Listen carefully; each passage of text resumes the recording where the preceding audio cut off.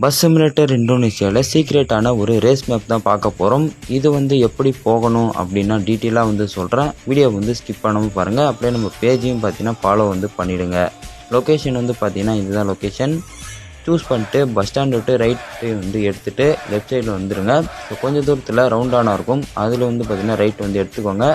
So right எடுத்துகிட்டு பார்த்தீங்கன்னா ஸ்ட்ரெயிட்டாக வந்தீங்க அப்படின்னா கொஞ்சம் தூரத்தில் லெஃப்ட் சைடு எடுத்துக்கோங்க.